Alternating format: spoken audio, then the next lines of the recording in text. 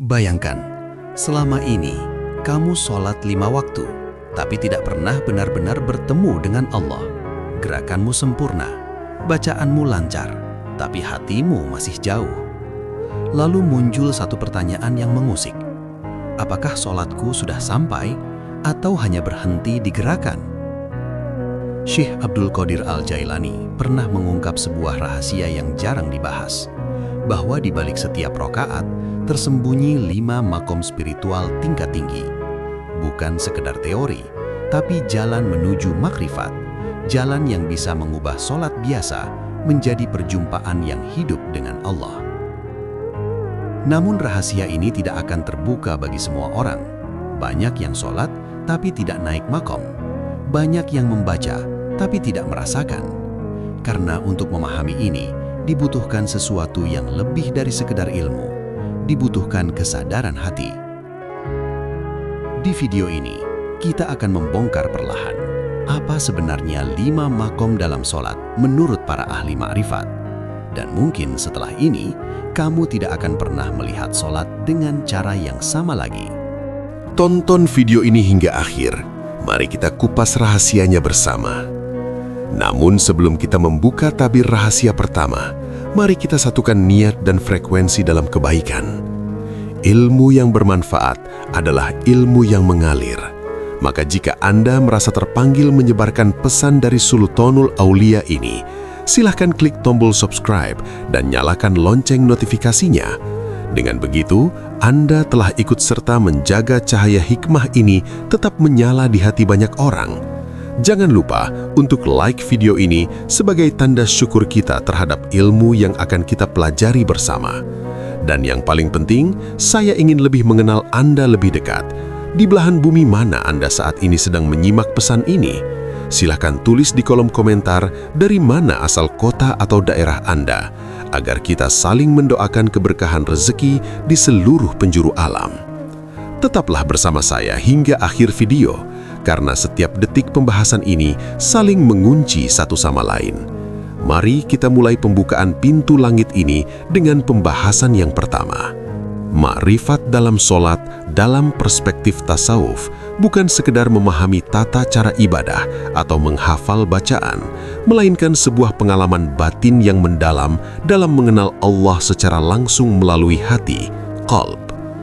Para sufi menjelaskan bahwa ma'rifat adalah tingkat tertinggi dalam perjalanan spiritual seorang hamba, di mana Allah tidak lagi hanya diketahui, tetapi dihadiri dalam kesadaran yang hidup.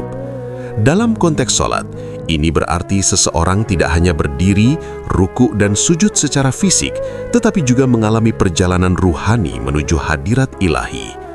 Sholat dalam pandangan tasawuf adalah mi'rajnya orang beriman, sebuah pendakian spiritual dari alam kesadaran duniawi menuju kesadaran ketuhanan. Pada tingkat biasa, seseorang mungkin hanya menjalankan kewajiban. Namun pada tingkat ma'rifat, setiap gerakan dalam sholat menjadi simbol perjalanan batin.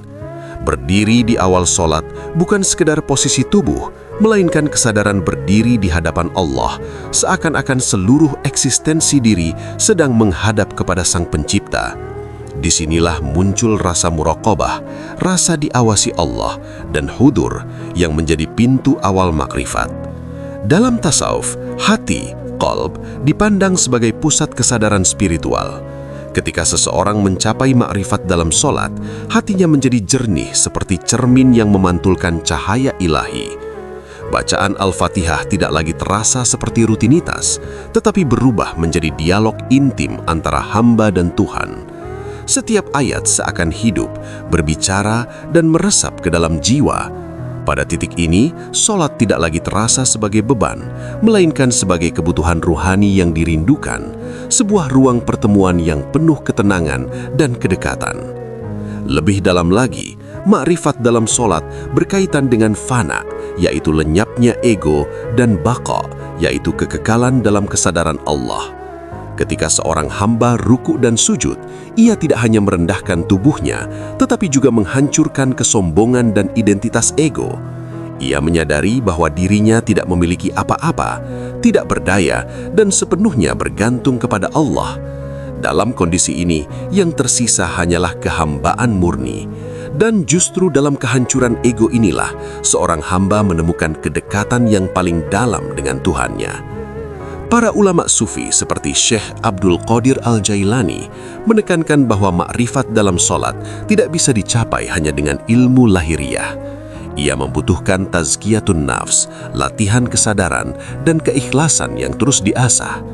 Hati yang dipenuhi oleh dunia, ambisi, riya, atau kelalaian tidak akan mampu merasakan kehadiran Allah dalam sholat. Oleh karena itu, perjalanan menuju makrifat adalah proses panjang, membersihkan hati, memperbaiki niat, dan melatih kehadiran batin dalam setiap rokaat. Pada akhirnya, makrifat dalam sholat melahirkan perubahan nyata dalam kehidupan.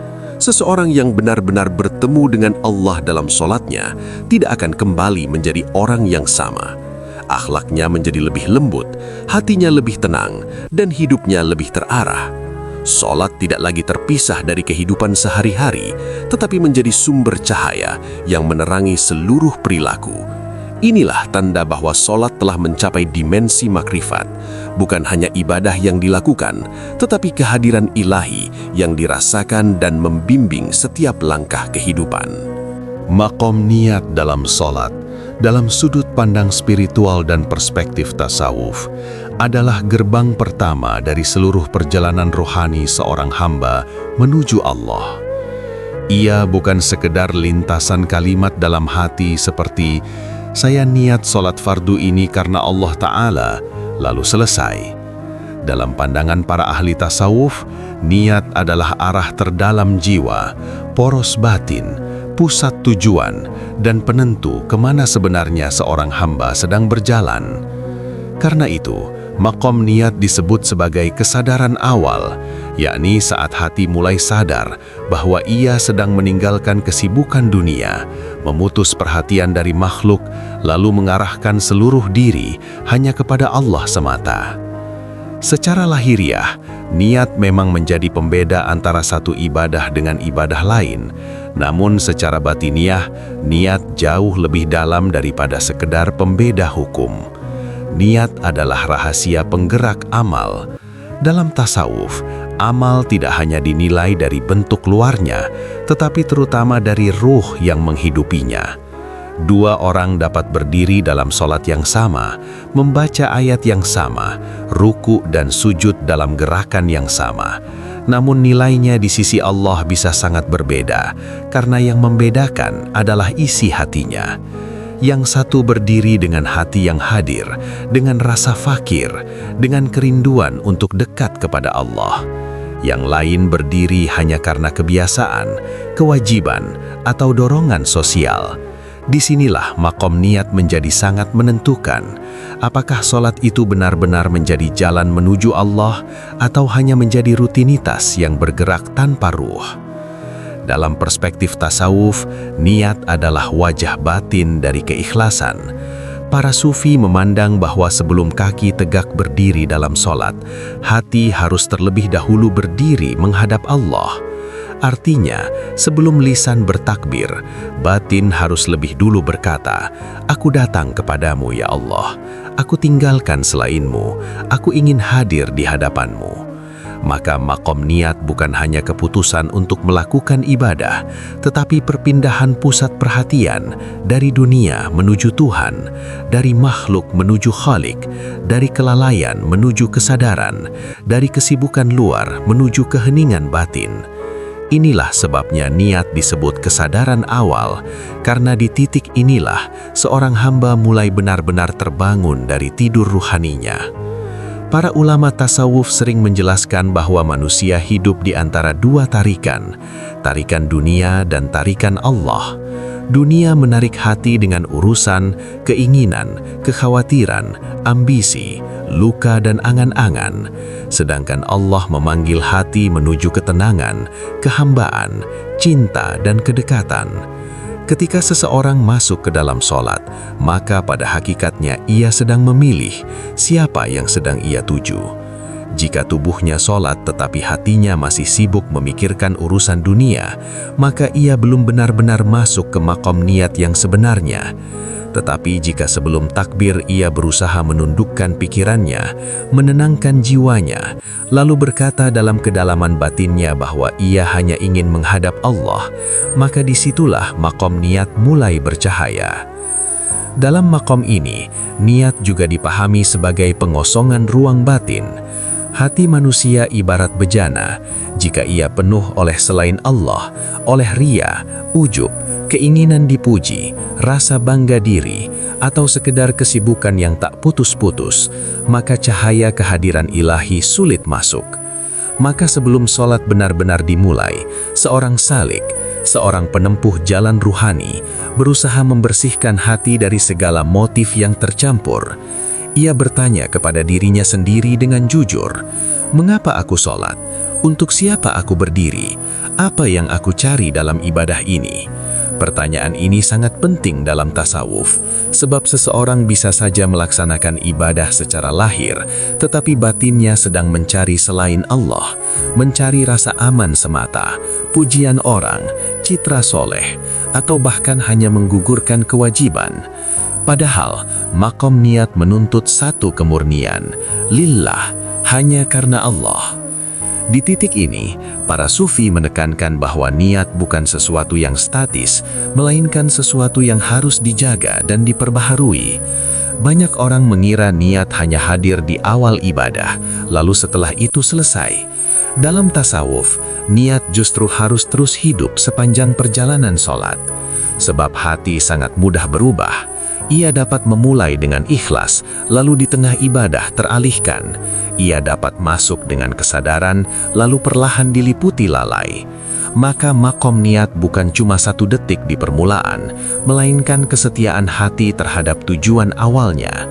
Ketika seorang hamba menyadari hatinya mulai melayang, lalu ia kembalikan lagi kepada Allah, sesungguhnya ia sedang memperbaharui niatnya dalam perjalanan. Dalam dimensi spiritual, makom niat juga merupakan makom adab pertama di hadapan Allah. Seorang tamu yang mulia tentu tidak datang ke hadapan raja dengan hati yang bercabang-cabang. Ia datang dengan penuh hormat, penuh perhatian, penuh kesungguhan. Maka bagaimana mungkin seorang hamba ingin menghadap Rob semesta alam, tetapi hatinya tidak tertuju kepadanya? Karena itu, para ahli makrifat melihat niat sebagai bentuk penghormatan batin. Niat yang benar adalah adab. Ia adalah cara hati mengetuk pintu hadirat Allah dengan sopan. Ia berkata tanpa suara, "Ya Allah, aku datang bukan membawa apa-apa selain kefakiranku. Aku datang bukan karena aku layak, tapi karena Engkau memanggilku." Dari sini, niat yang benar melahirkan rasa rendah hati, bukan rasa bangga karena mampu beribadah. Dalam tasawuf, makom niat juga berkaitan erat dengan sidik, yaitu kejujuran batin.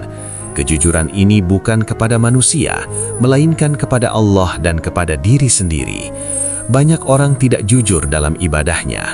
Lisannya berkata ingin Allah, tetapi hatinya ingin dunia. Lisannya mengaku ikhlas, tetapi jiwanya diam-diam menuntut balasan. Makom niat memaksa seorang hamba masuk ke ruang kejujuran yang sunyi. Di sana, ia melihat isi hatinya apa adanya. Ia menyadari betapa banyak campuran dalam dirinya. Ia melihat betapa sulitnya benar-benar memurnikan niat. Namun justru kesadaran itulah awal dari penyucian. Dalam tasawuf, melihat penyakit hati adalah permulaan dari obat. Orang yang sadar bahwa niatnya belum lurus masih lebih dekat kepada perbaikan daripada orang yang merasa niatnya sudah suci padahal tidak.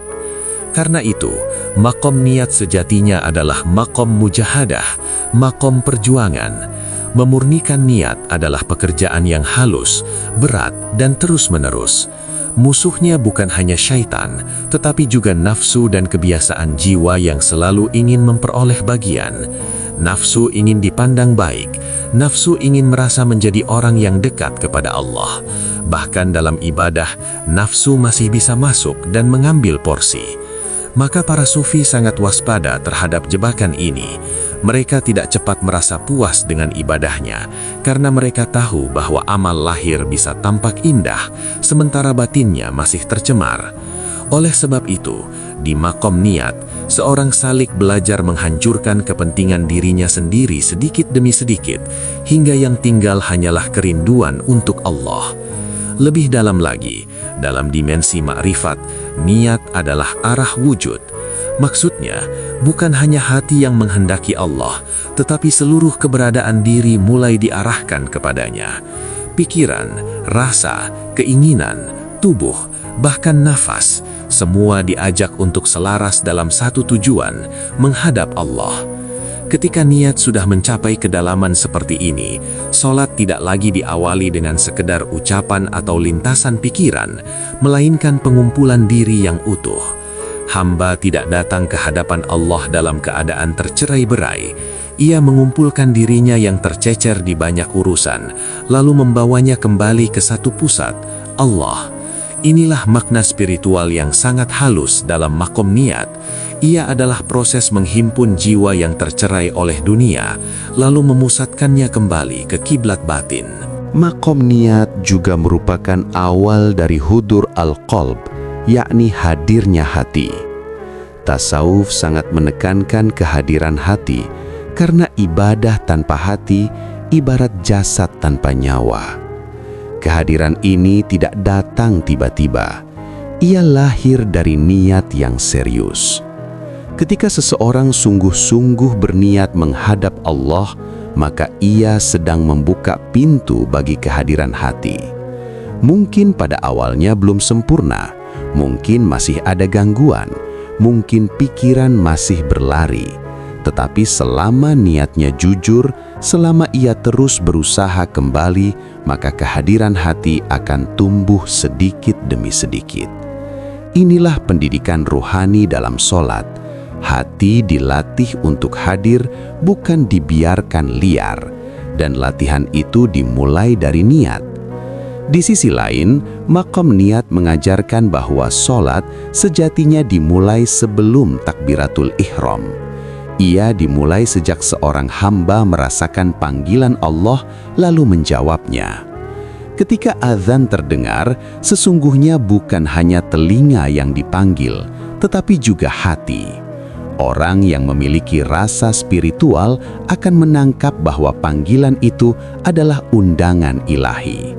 Maka saat ia bergerak mengambil wudhu, menyiapkan sajadah, menghadap kiblat, menenangkan diri, semua itu sesungguhnya bagian dari proses masuk ke makom niat. Dalam tasawuf, persiapan lahir yang dilakukan dengan sadar dapat menjadi pembuka kesadaran batin. Wudhu bukan hanya membersihkan anggota tubuh, tetapi juga menyiapkan jiwa untuk hadir. Menghadap kiblat bukan hanya memutar badan, tetapi juga mengarahkan hati. Berdiri di tempat sholat bukan hanya berpindah posisi, tetapi juga memasuki wilayah perjumpaan ruhani. Para ahli suluk memandang bahwa makom niat adalah saat seorang hamba meninggalkan identitas duniawinya untuk sementara. Di luar sholat, ia mungkin seorang pedagang, pekerja, orang tua, pemimpin atau siapapun. Tetapi ketika masuk ke sholat, semua identitas itu ditanggalkan. Yang tersisa hanyalah satu identitas paling murni, hamba Allah. Ini sangat penting dalam tasawuf, sebab banyak hijab antara manusia dan Allah lahir dari identitas palsu yang terlalu dibesarkan oleh ego. Seseorang merasa penting karena kedudukan, ilmu, harta, atau statusnya. Namun dalam makom niat, semua itu runtuh. Ia datang kepada Allah bukan sebagai orang besar, melainkan sebagai seorang fakir. Justru ketika hamba memasuki kehinaan yang suci ini, pintu kedekatan mulai terbuka. Makom niat juga menyimpan rahasia tentang arah cinta. Dalam tasawuf, niat yang paling tinggi bukan hanya lahir dari kewajiban, tetapi dari mahabbah, dari cinta. Orang awam mungkin sholat karena takut siksa atau berharap pahala. Itu baik dan benar, Tetapi para pecinta Allah melangkah lebih jauh. Mereka sholat karena rindu. Mereka ingin hadir di hadapan Allah karena hati mereka merasa tenang hanya ketika dekat kepadanya. Dalam makom seperti ini, niat menjadi sangat lembut. Ia tidak keras, tidak kering, dan tidak sekadar formal. Ia hidup, ia hangat, ia penuh rasa. Ketika seorang hamba berdiri untuk sholat karena dorongan cinta, maka kesadaran awalnya menjadi sangat berbeda. Ia tidak masuk ke sholat sebagai orang yang dipaksa, tetapi sebagai orang yang dipanggil oleh yang dicintainya. Namun perlu dipahami bahwa mencapai makom niat yang dalam bukan berarti seseorang harus menunggu hatinya selalu sempurna dulu baru bisa sholat dengan benar. Tasawuf tidak mengajarkan putus asa, justru seseorang masuk ke sholat sambil terus belajar. Ia memperbaiki niatnya sedikit demi sedikit. Hari ini mungkin ia baru bisa memutus sebagian kecil gangguan dunia. Besok ia bisa lebih hadir, lusa ia bisa lebih ikhlas. Demikianlah jalan para salik, bukan langsung sempurna, tetapi terus disempurnakan oleh latihan yang jujur. Dalam proses ini, Allah melihat kesungguhan, bukan kesempurnaan palsu. Maka orang yang terus memperbaiki niatnya meski jatuh bangun, sesungguhnya sedang menapaki makom niat dengan benar. Ada satu dimensi penting lagi dalam tasawuf, yaitu bahwa niat adalah benih dari seluruh rasa yang akan muncul dalam sholat. Jika niatnya benar, maka khusyuk lebih mudah tumbuh. Jika niatnya jernih, maka tadabbur terhadap bacaan lebih mudah hadir. Jika niatnya ikhlas, maka sujud lebih mudah terasa manis. Sebaliknya, jika niatnya kacau, maka seluruh bangunan sholat di atasnya ikut goyah. Karena itu, para sufi sangat menjaga awal ini. Mereka paham bahwa awal yang benar akan sangat menentukan pertengahan dan akhir perjalanan.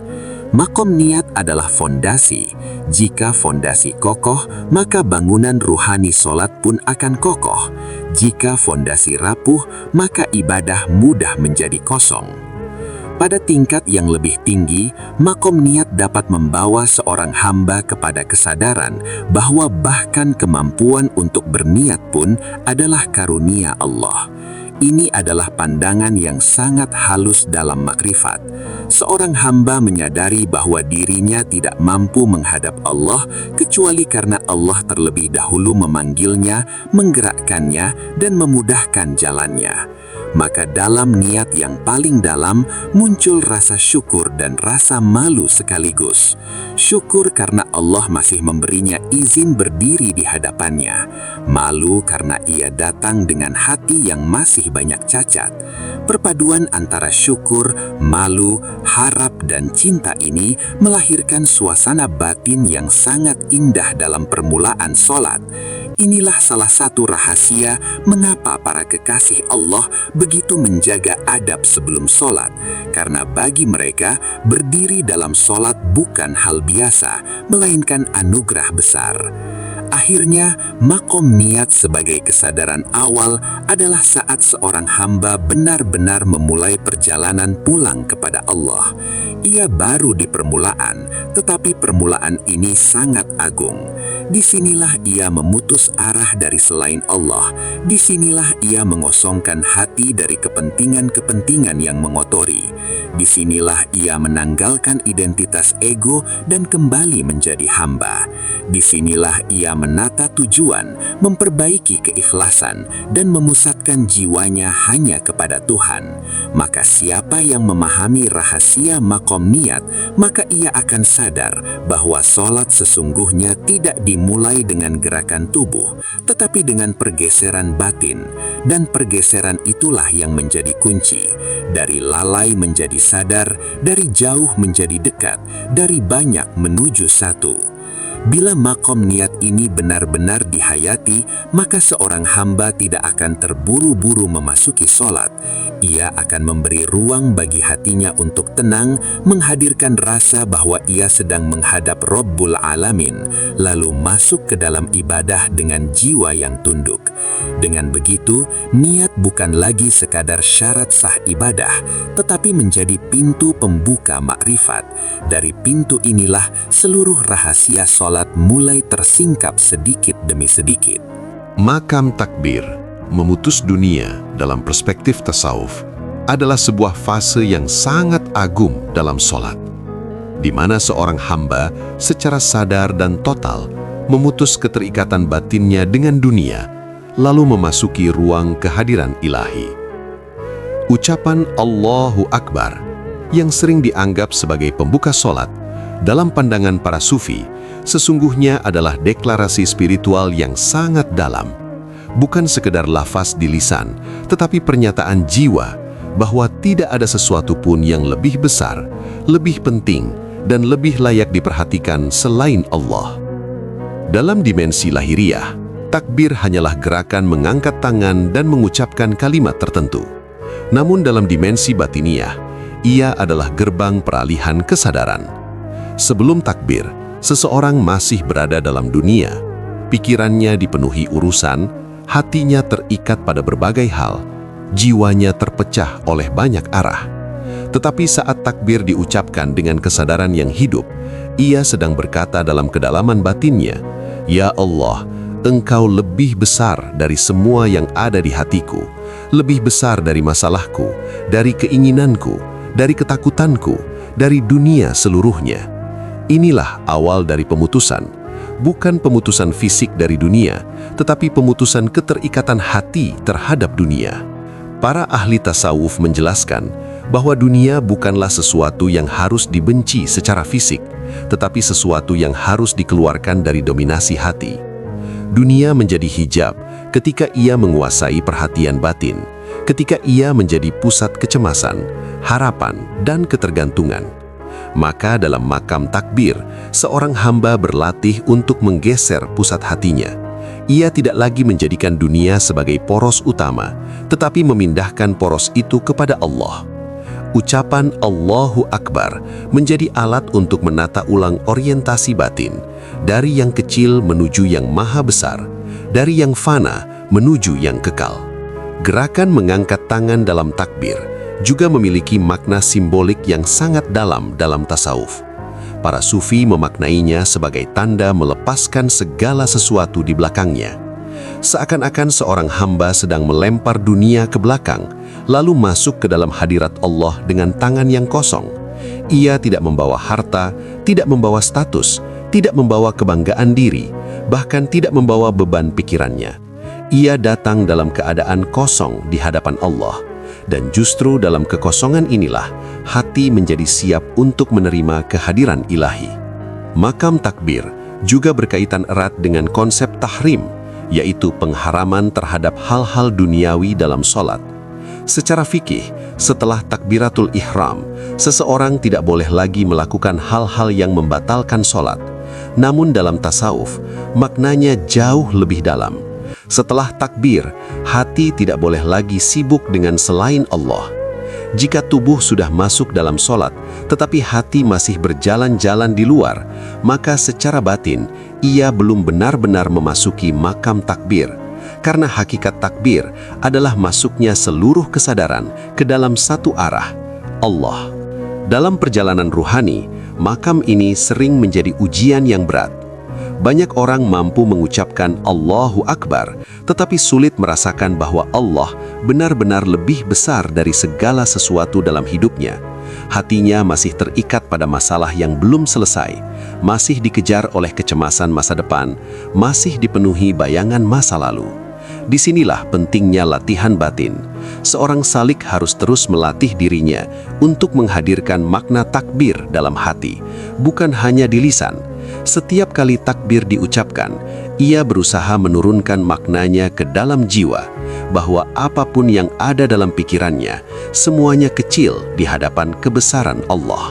Dalam makam takbir, seorang hamba mulai memasuki keadaan yang disebut dalam tasawuf sebagai jam, yaitu kondisi di mana perhatian yang sebelumnya tercerai-berai mulai dikumpulkan menjadi satu titik. Sebelum sholat, pikiran manusia cenderung tersebar ke banyak arah. Namun dengan takbir yang disadari, semua itu dihimpun dan difokuskan hanya kepada Allah. Ini adalah langkah penting dalam perjalanan menuju khusyuk. Karena khusyuk tidak mungkin tercapai jika hati masih tercerai-berai. Takbir adalah awal dari proses pengumpulan itu. Lebih dalam lagi, makam takbir mengandung rahasia tentang pengakuan keagungan Allah dan kehinaan diri. Ketika seorang hamba mengucapkan Allahu Akbar dengan kesadaran yang benar, ia tidak hanya mengagungkan Allah, tetapi secara otomatis juga mengecilkan dirinya sendiri. Ia menyadari bahwa dirinya lemah, terbatas, dan penuh kekurangan. Segala sesuatu yang selama ini ia anggap besar, masalah, ambisi, bahkan dirinya sendiri menjadi kecil ketika dibandingkan dengan kebesaran Allah. Kesadaran ini melahirkan rasa tawadhu, rendah hati, yang menjadi kunci pembuka kedekatan dengan Allah. Dalam tasawuf, makam takbir juga sering dikaitkan dengan pemutusan hijab. Hijab adalah segala sesuatu yang menghalangi hati dari melihat Allah, baik itu dosa, kesombongan, cinta dunia, maupun kelalaian. Ketika seorang hamba benar-benar menghayati takbir, ia sedang berusaha menyingkirkan hijab-hijab tersebut, setidaknya untuk sementara. Ia berkata dalam hatinya, "Ya Allah, aku tinggalkan semua yang menghalangiku darimu. Aku ingin hadir hanya untukmu." Maka takbir menjadi semacam kunci yang membuka pintu menuju kehadiran ilahi.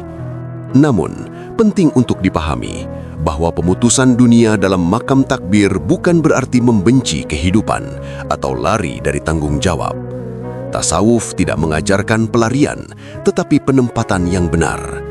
Dunia tetap dijalani, tetapi tidak menguasai hati. Seorang hamba tetap bekerja, berinteraksi, dan menjalani kehidupan. Tetapi ketika ia berdiri dalam sholat, ia mampu menanggalkan semuanya sejenak dan kembali kepada Allah dengan penuh kesadaran. Inilah keseimbangan yang diajarkan dalam tasawuf. Hidup di dunia, tetapi hati tidak dimiliki oleh dunia. Pada tingkat yang lebih halus, makam takbir juga mengandung makna pengosongan diri untuk diisi oleh Allah. Ketika seorang hamba berhasil memutus keterikatannya dengan dunia, hatinya menjadi lapang, dan dalam kelapangan itulah cahaya kehadiran Allah mulai masuk. Ini seperti sebuah wadah. Jika ia penuh oleh hal-hal lain, tidak ada ruang bagi sesuatu yang baru. Tetapi jika ia dikosongkan, maka ia siap menerima. Takbir adalah proses pengosongan itu, pengosongan dari selain Allah, agar hanya Allah yang memenuhi hati. Dalam pengalaman para ahli makrifat, makam takbir bisa menjadi momen yang sangat kuat secara spiritual. Ada yang merasakan seolah-olah benar-benar masuk ke dalam ruang yang berbeda, ruang yang sunyi, tenang, dan penuh kehadiran. Dunia terasa menjauh, waktu terasa melambat, dan hati mulai merasakan kedekatan yang tidak bisa dijelaskan dengan kata-kata. Tentu tidak semua orang langsung merasakan hal ini, tetapi dengan latihan yang terus-menerus, kesadaran semacam ini bisa tumbuh sedikit demi sedikit. Akhirnya, makam takbir sebagai pemutus dunia adalah langkah kedua yang sangat penting setelah niat. Jika niat adalah penentuan arah, maka takbir adalah langkah pertama yang nyata menuju arah tersebut. Disinilah seorang hamba benar-benar meninggalkan dunia di belakangnya, bukan secara fisik, tetapi secara batin.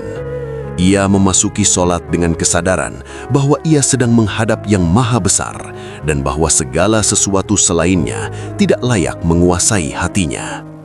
Jika makam ini benar-benar dihayati, maka sholat tidak lagi dimulai dengan kelalaian, tetapi dengan kesadaran yang kuat dan penuh keagungan. Dan dari sinilah perjalanan menuju makam-makam berikutnya menjadi lebih mudah karena hati sudah mulai bersih dari gangguan dunia dan siap untuk merasakan kedekatan dengan Allah. 3.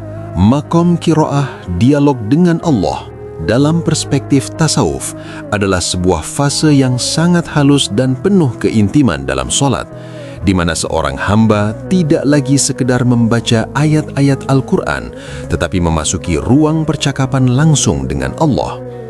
Pada makom ini, bacaan tidak lagi berhenti sebagai lafaz di lisan, melainkan menjadi getaran makna yang hidup di dalam hati, yang menghubungkan ruh seorang hamba dengan Robnya.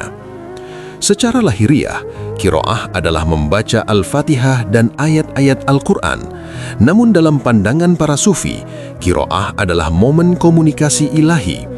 Terdapat sebuah hadis qudsi yang sangat agung di mana Allah berfirman bahwa setiap ayat Al-Fatihah yang dibaca oleh hambanya akan dijawab langsung olehnya. Ketika hamba berkata, Alhamdulillahi Rabbil Alamin, Allah menjawab, hambaku telah memujiku. Ketika ia berkata, Ar-Rahmanir Rahim, Allah menjawab, hambaku telah menyanjungku, dan seterusnya. Dalam makom ini, seorang hamba yang sadar akan hakikat ini akan merasakan bahwa ia tidak sedang berbicara sendirian, tetapi sedang berada dalam dialog yang hidup dengan Tuhannya. Dalam tasawuf, makom qiraah menuntut kehadiran tadabbur atau perenungan makna dan tafaqquh atau pemahaman batin.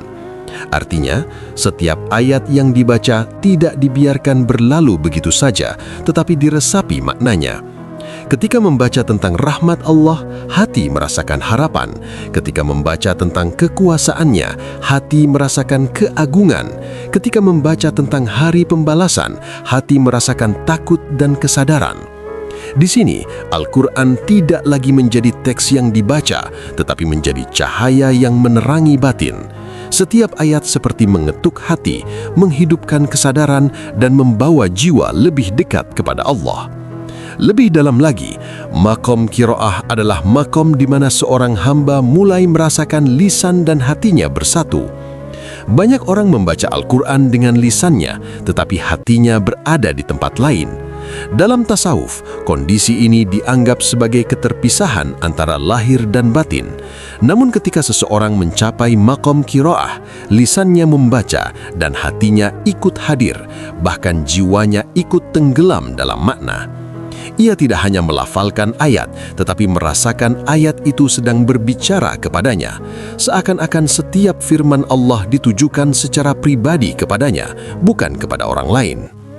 Dalam pengalaman spiritual, makom ini juga melahirkan keadaan yang disebut uns atau keakraban dengan Allah. Hamba mulai merasakan kenyamanan dalam membaca Al-Quran, bukan karena kewajiban, tetapi karena ia menemukan kedekatan di dalamnya.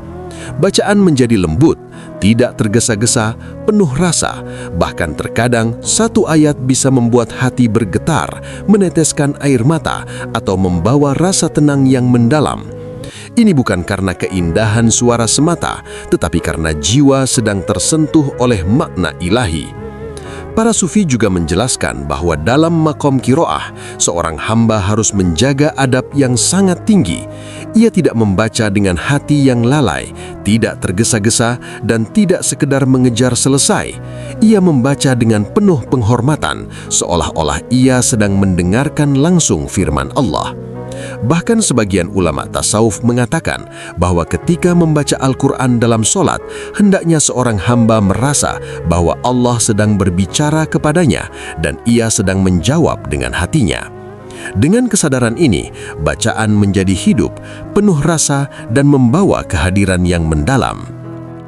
Makom qiraah juga merupakan jembatan menuju khusyuk yang sejati, karena khusyuk tidak hanya datang dari diamnya tubuh, tetapi dari hidupnya hati. Ketika hati benar-benar terlibat dalam bacaan, maka perhatian tidak mudah teralihkan, dunia perlahan memudar, dan kesadaran tertuju kepada Allah. Inilah salah satu rahasia mengapa Al-Quran diturunkan sebagai bacaan dalam solat, karena ia adalah jalan untuk menghidupkan hati dan menghubungkan hamba dengan Tuhannya secara langsung. Namun, mencapai makom ini bukan hal yang instan. Ia membutuhkan latihan, kesabaran, dan kesungguhan. Seseorang perlu membiasakan diri membaca dengan perlahan, memahami makna, dan menghadirkan hati. Mungkin di awal masih terasa sulit, pikiran masih sering melayang, dan hati belum sepenuhnya terlibat. Tetapi dengan terus melatih diri, sedikit demi sedikit hati akan mulai hidup. Dalam tasawuf, proses ini disebut sebagai riyadhah atau latihan jiwa, melatih hati agar terbiasa hadir dan meresapi makna. Dalam tingkat yang lebih tinggi, maqam qiraah dapat membawa seorang hamba kepada kesadaran bahwa yang membaca, yang dibaca, dan yang berbicara adalah satu dalam pengalaman batin. Ini adalah pengalaman spiritual yang sangat halus, di mana seorang hamba merasa bahwa dirinya hanyalah perantara, sementara hakikatnya Allah lah yang menggerakkan lisannya, mengalirkan ayat, dan menghadirkan makna. Tentu ini bukan dalam arti menyatu secara zat, tetapi dalam arti kedekatan yang sangat dalam kesadaran ruhani. Disinilah makrifat mulai terasa bahwa segala sesuatu berasal dari Allah dan kembali kepadanya. Akhirnya, maqam qiraah, dialog dengan Allah, adalah fase di mana solat berubah dari sekedar ibadah menjadi pertemuan yang hidup dan penuh makna. Seorang hamba tidak lagi membaca karena kewajiban, tetapi karena ia ingin berbicara dengan Allah dan mendengarkan firman-Nya. Ia tidak lagi berburu-buru, tetapi menikmati setiap ayat sebagai cahaya yang menerangi hatinya. Jika maqam ini benar-benar dihayati, maka Al-Quran dalam solat tidak lagi terasa biasa. Ia menjadi suara ilahi yang menyapa jiwa, membimbing, menenangkan, dan mendekatkan hamba kepada Tuhannya. Dan dari sinilah perjalanan menuju maqam berikutnya, ruku dan sujud sebagai kehancuran ego akan menjadi lebih dalam dan penuh makna. 4. Maqam ruku' dan sujud, kehancuran ego. Dalam perspektif tasawuf adalah puncak kerendahan diri seorang hamba di hadapan Allah, sekaligus titik terdalam dalam perjalanan spiritual salat. Jika pada maqam sebelumnya seorang hamba telah menata niat, memutus dunia, dan berdialog dengan Allah, maka pada maqam ini ia mulai memasuki fase yang paling inti, menghancurkan ego dan melebur dalam kehambaan yang murni. Ruku' dalam pandangan lahir adalah gerakan membungkukkan badan, tetapi dalam pandangan batin para sufi, ia adalah simbol tunduknya akal dan kehendak manusia di bawah kebesaran Allah. Ketika seorang hamba mengucapkan, Subhana Rabbiyal Azim, Maha Suci Tuhanku yang Maha Agung, ia bukan sekedar memuji, tetapi sedang menyadari bahwa segala keagungan hanyalah milik Allah. Pada saat itu, semua yang selama ini ia banggakan, ilmu, kekuatan, kedudukan, bahkan dirinya sendiri, mulai runtuh di dalam kesadaran. Ia tidak lagi berdiri sebagai aku yang hebat, tetapi sebagai hamba yang kecil di hadapan yang maha besar. Dalam tasawuf, ruku adalah awal dari retaknya ego. Ego manusia seringkali tersembunyi dalam kesadaran halus, merasa lebih baik dari orang lain, merasa amalnya banyak, merasa dirinya penting. Semua ini menjadi hijab antara hamba dan Allah. Maka ketika ruku' dilakukan dengan kesadaran, ia menjadi latihan untuk meruntuhkan keakuan tersebut. Hamba belajar untuk berkata dalam hatinya, tidak ada yang agung selain Engkau ya Allah, dan aku bukan apa-apa. Namun, puncak dari maqam ini bukan pada ruku', melainkan pada sujud, yang dalam tasawuf disebut sebagai maqam kedekatan paling tinggi, sekaligus kehinaan paling dalam. Secara fisik, sujud adalah posisi paling rendah, dahi menyentuh tanah, tetapi secara spiritual, justru disinilah seorang hamba mencapai kedekatan yang paling tinggi dengan Allah. Rasulullah Shallallahu Alaihi Wasallam bersabda, sedekat-dekatnya seorang hamba dengan Tuhannya adalah ketika ia sujud. Dalam sujud, seorang hamba benar-benar menanggalkan seluruh identitas dirinya. Ia tidak lagi berdiri, tidak lagi membungkuk setengah, tetapi benar-benar jatuh ke titik paling rendah.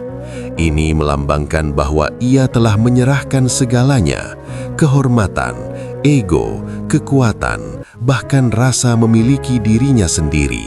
Yang tersisa hanyalah satu hal, kehambaan yang murni.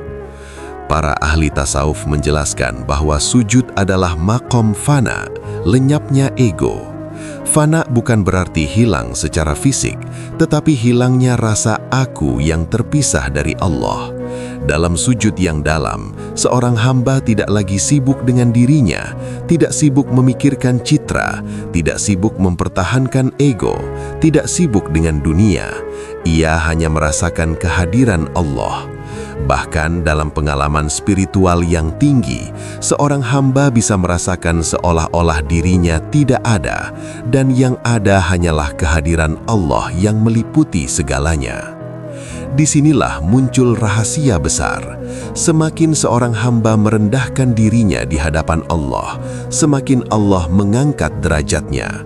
Dunia mengajarkan bahwa kemuliaan diraih dengan meninggikan diri, tetapi tasawuf mengajarkan bahwa kemuliaan sejati justru lahir dari kehinaan di hadapan Allah. Sujud menjadi bukti nyata dari prinsip ini. Ketika dahi menyentuh tanah, hati justru diangkat ke langit. Dalam maqam sujud, doa memiliki rasa yang berbeda. Ia tidak lagi sekedar permintaan, tetapi menjadi curahan hati yang paling jujur. Seorang hamba berbicara kepada Allah tanpa jarak, tanpa formalitas, tanpa kepura-puraan. Ia mengadu, berharap, menangis, dan berserah. Inilah makom di mana doa menjadi hidup karena keluar dari hati yang benar-benar sadar akan kefakirannya. Dan justru dalam kefakiran itulah seorang hamba menjadi dekat dengan Allah. Namun untuk mencapai kedalaman seperti ini, seorang hamba harus melalui proses panjang dalam tazkiyatun nafs atau penyucian jiwa. Ego tidak mudah hancur, ia selalu mencari cara untuk bertahan, bahkan dalam ibadah. Seseorang bisa saja sujud, tetapi hatinya masih merasa tinggi. Bisa saja merendahkan tubuh, tetapi tidak merendahkan jiwa. Maka maqam ini menuntut kejujuran dan latihan yang terus-menerus. Setiap rukuk dan sujud menjadi kesempatan untuk melatih diri, mengurangi keakuan, menumbuhkan kehambaan, dan mendekatkan hati kepada Allah. Dalam pengalaman para salik atau penempuh jalan ruhani, maqam rukuk dan sujud sering menjadi momen yang paling menyentuh. Ada yang merasakan ketenangan yang dalam, ada yang merasakan air mata mengalir tanpa sebab yang jelas, ada yang merasakan seolah-olah beban hidupnya dilepaskan. Ini bukan karena gerakan fisik semata, tetapi karena hati sedang bersentuhan dengan hakikat kehambaan dan kehadiran ilahi. Lebih jauh lagi, maqam ini mengajarkan bahwa inti dari seluruh ibadah adalah menghancurkan ego dan menumbuhkan cinta kepada Allah. Selama ego masih kuat, hubungan dengan Allah akan terhalang. Tetapi ketika ego mulai runtuh, hati menjadi lapang, lembut, dan mudah menerima cahaya ilahi. Inilah mengapa dalam tasawuf, kehinaan di hadapan Allah dianggap sebagai kemuliaan yang sejati. Akhirnya, maqam ruku' dan sujud, kehancuran ego, adalah titik di mana seorang hamba benar-benar merasakan makna menjadi hamba. Ia tidak lagi datang kepada Allah dengan membawa kebanggaan, tetapi dengan membawa kefakiran. Ia tidak lagi merasa memiliki kekuatan, tetapi menyadari bahwa segala sesuatu berasal dari Allah. Dan dalam kesadaran inilah, ia menemukan kedekatan yang paling dalam. Jika maqam ini benar-benar dihayati, maka sujud tidak lagi terasa sebagai gerakan rutin, tetapi menjadi tempat pulang bagi jiwa, tempat di mana hati merasa tenang, ego hancur, dan hubungan dengan Allah terasa begitu dekat. 5. Maqam salam, kembali dengan cahaya, dalam perspektif tasawuf adalah fase penutup yang sangat dalam maknanya, bukan sekedar akhir dari rangkaian gerakan salat, tetapi titik kembalinya seorang hamba dari hadirat Allah menuju kehidupan dunia dengan membawa cahaya spiritual dalam hatinya. Jika maqam-maqam sebelumnya adalah perjalanan naik, mi'raj ruhani, maka maqam salam adalah turunnya kembali seorang hamba dengan membawa bekas perjumpaan itu dalam dirinya.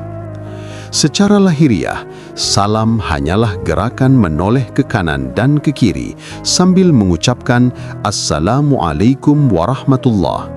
Namun dalam pandangan tasawuf, ini adalah simbol bahwa seorang hamba yang telah menghadap Allah kini kembali kepada makhluk, kembali ke dunia, kembali menjalani kehidupan, tetapi tidak lagi dalam keadaan yang sama seperti sebelumnya. Ia kembali sebagai orang yang telah disentuh oleh kehadiran ilahi, yang hatinya telah dibersihkan dan jiwanya telah diterangi. Para sufi memandang bahwa salat sejati bukan diukur dari seberapa lama seseorang berdiri, ruku' dan sujud, tetapi dari apa yang ia bawa setelah salam. Jika setelah salam, hati terasa lebih lembut, lebih tenang, lebih sabar dan lebih dekat kepada Allah, maka itu tanda bahwa salat telah meninggalkan jejak cahaya dalam jiwa. Maqam salam juga mengandung makna kembali dengan aman dan membawa kedamaian. Kata salam sendiri berarti kedamaian.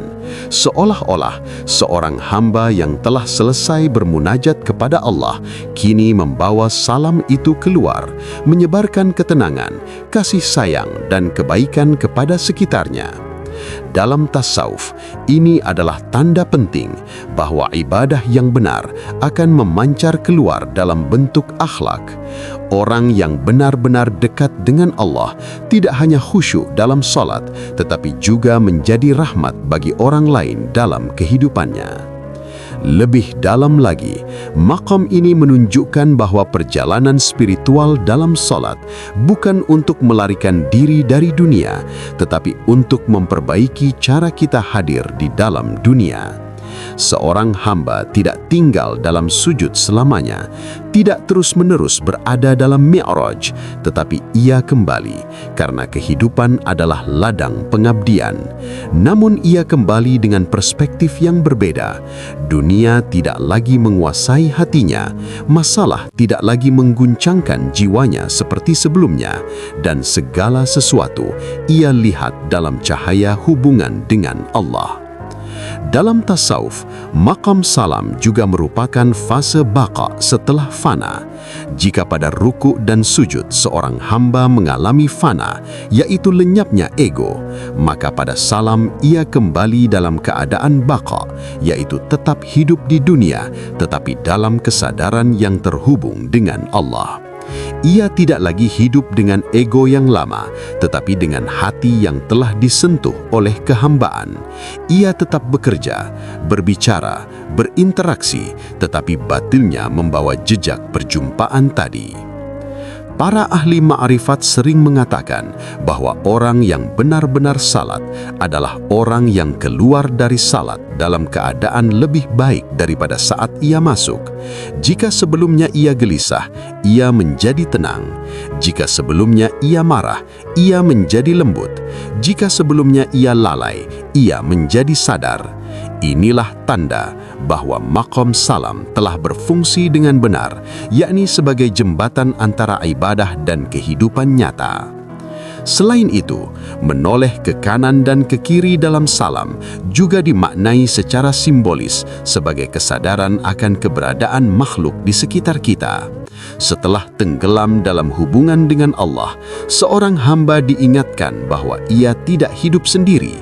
Ada orang lain di sekitarnya, keluarga, tetangga, masyarakat yang memiliki hak atas dirinya.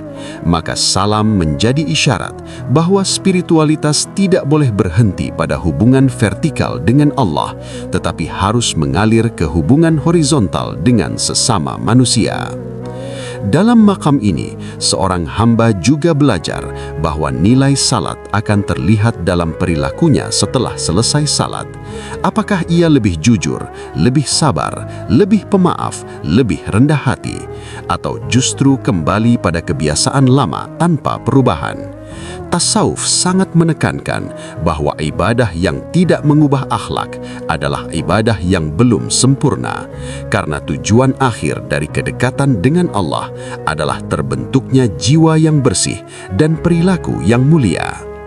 Lebih halus lagi, maqam salam mengajarkan bahwa kehidupan sehari-hari pun sebenarnya bisa menjadi perpanjangan dari salat. Jika dalam salat, seseorang berusaha hadir bersama Allah, maka di luar salat pun ia berusaha menjaga kesadaran itu. Ia bekerja dengan niat yang lurus, berbicara dengan adab, berinteraksi dengan kasih sayang. Dengan demikian, batas antara ibadah dan kehidupan menjadi semakin tipis, seluruh hidupnya menjadi bentuk pengabdian. Akhirnya, maqam salam kembali dengan cahaya adalah penutup yang bukan benar-benar akhir, tetapi justru awal dari ujian yang sebenarnya, yaitu bagaimana menjaga cahaya itu tetap hidup dalam kehidupan sehari-hari. Salat telah menjadi pertemuan, tetapi kehidupan adalah pembuktiannya. Apakah cahaya itu akan dijaga atau perlahan padam oleh kelalaian? Jika maqam ini benar-benar dihayati, maka setiap selesai salat, seorang hamba akan merasa seperti baru saja dilahirkan kembali, lebih ringan, lebih jernih, dan lebih dekat kepada Allah. Dan dari situlah ia melangkah kembali ke dunia, bukan sebagai orang yang sama, tetapi sebagai hamba yang membawa cahaya dari hadirat Tuhannya. Salat bukan sekedar kewajiban yang kita tunaikan, tetapi perjalanan suci yang mengubah siapa diri kita. Dari niat yang sadar, takbir yang memutus dunia, qiraah yang menjadi dialog, hingga ruku dan sujud yang menghancurkan ego, dan akhirnya salam yang membawa cahaya. Jika semua itu kita hayati, maka salat tidak lagi kita tinggalkan dengan kosong, tetapi kita keluar darinya sebagai jiwa yang lebih hidup, lebih tenang, dan lebih dekat kepada Allah. Maka jangan hanya salat dengan tubuhmu, salatlah dengan hatimu, karena disitulah pintu ma'rifat mulai terbuka.